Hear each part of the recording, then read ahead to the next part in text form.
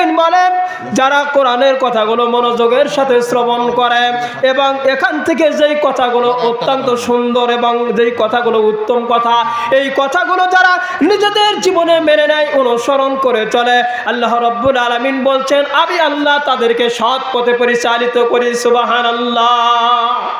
যারা কোরআনুল কারীমের কয়েক মিনিট পরে নেবেন ইনশাআল্লাহ, কোরআনুল কারীমের আলোচনা যারাই মনোযোগের সাথে শুনবে এবং এখান থেকে যে সুন্দর কথাগুলো আছে, উত্তম কথাগুলো আছে, এই কথাগুলো যারা নিজেদের জীবনে মেনে নেবে, আল্লাহ রাব্বুল আলামিন বলছেন আমি আল্লাহ তাদেরকে হেদায়েতের পথ দেখায় দেব। সুবহানাল্লাহ।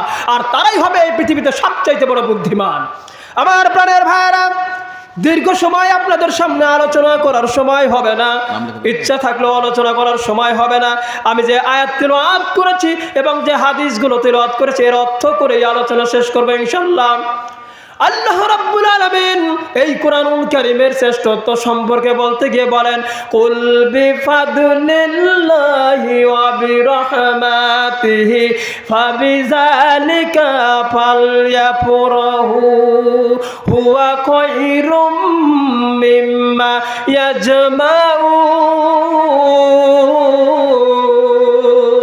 আল্লাহু আকবার। কোরআনুল কারীমের 10 নম্বর সূরা, সূরা ইউনূসের 58 নম্বর আয়াতটি আল্লাহ রাব্বুল আলামিন এই আয়াতের মধ্যে কি বলেছেন তাফসীরে ইবনে কাসির থেকে বলছি। আল্লামা ইবনে কাসির রাহমাতুল্লাহ আলাইহি আয়াতের ব্যাখ্যা করতে গিয়ে বলেন, আল্লাহ রাব্বুল আলামিন বলেন, হে নবী আপনি এই পৃথিবীর মানুষদেরকে এই মেসেজটা জানায় দেন, এই কথাটা জানায় দেন तमाम পৃথিবীর মানুষের জন্য আমি আল্লাহ রাব্বুল আলামিনের দয়া যে করুণা তোমরা দেখতে পাও, সবচাইতে বড় দয়া, সবচাইতে বড় করুণার পরিচয় দিয়েছি আমি আল্লাহ রাব্বুল আলামিন এই কোরআনুল কারীম নাজিল করে। সুবহানাল্লাহ। এই কোরআনুল কারীমটাই হচ্ছে আমি আল্লাহ রাব্বুল আলামিনের পক্ষ থেকে মানুষের জন্য সবচেয়ে বড় করুণা এবং সবচেয়ে বড় রহমত। আমার প্রাণের ভাইরা, আল্লাহ রাব্বুল আলামিন বলেন, সুতরাং তোমরা যারা এই কোরআনুল কারীমটা পেয়েছো তোমরা আনন্দ করো। কেন আনন্দ করবে? আল্লাহ রাব্বুল আলামিন নিজেই ব্যাখ্যা দিয়ে বলেছেন, হুয়া খায়রুম মিম্মা ইয়াজমাউন। কেন তোমরা আনন্দ করবা?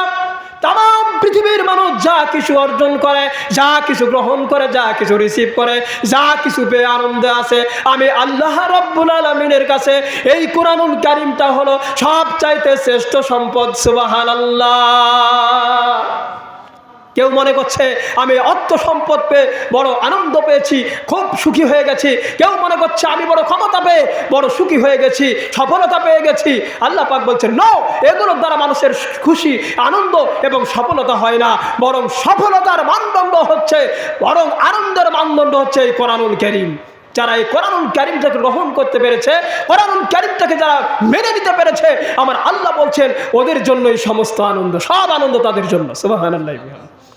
আমার প্রাণের ভাইরা, যে হাদিসটা তিলাওয়াত করেছি, আন উসমান রাদিয়াল্লাহু তাআলা আনহু قال قال رسول الله صلى الله عليه وسلم خيركم من تعلم القرآن وعلمه।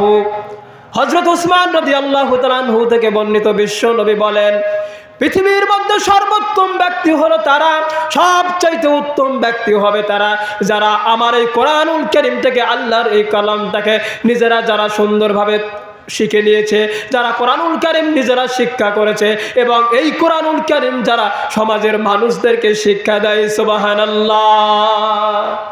এই সেই প্রতিষ্ঠান, যেই প্রতিষ্ঠানে কোরআনুল কারীম ছোট ছোট বাচ্চাদেরকে শিক্ষা দেওয়া হয়। এই নিষ্পাপ ছোট্ট ছোট্ট বাচ্চাগুলো তারা ছোট্ট বয়সে আল্লাহ রাব্বুল আলামিনের এই শ্রেষ্ঠ কিতাব কোরআনুল হাকীমকে তারা নিজেদের অন্তরের মধ্যে তারা সেট করে নেয়। সুবহানাল্লাহি বিহামদিহি। আল্লাহ পাক কত বড় নিয়ামত, 30 পারা কোরআন অন্তরের মধ্যে আল্লাহ ছোট ছোট বাচ্চাদের দিয়ে দেন। সুবহানাল্লাহি বিহামদিহি।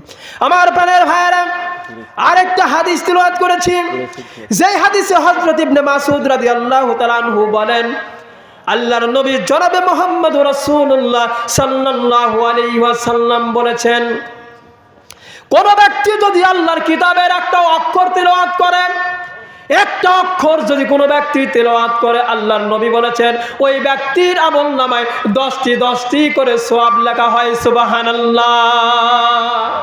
একটি অক্ষর তিলাওয়াত করলে 10টি নেকি।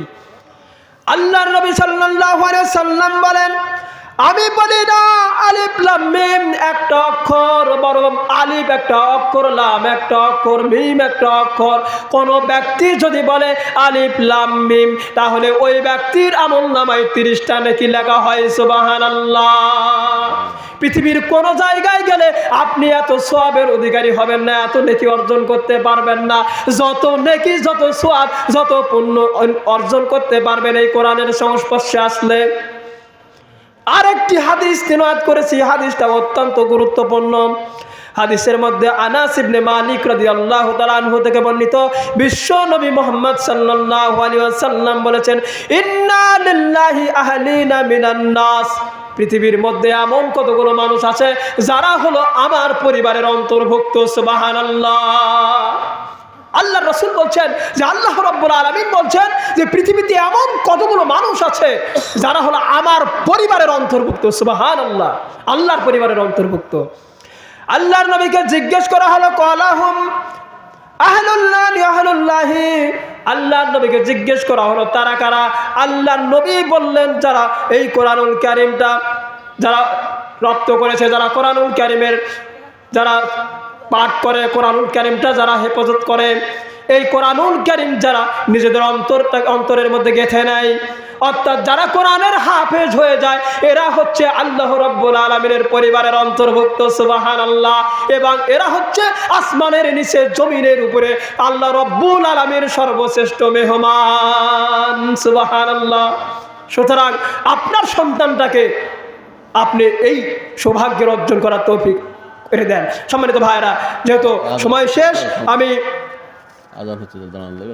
আলোচনা করে শেষ করে দেবো। আপনাদের সামনে দানের বিবরণগুলো বলেই আমি আমার আলোচনা শেষ করব। তোমার একজন বান্দা রব্বুল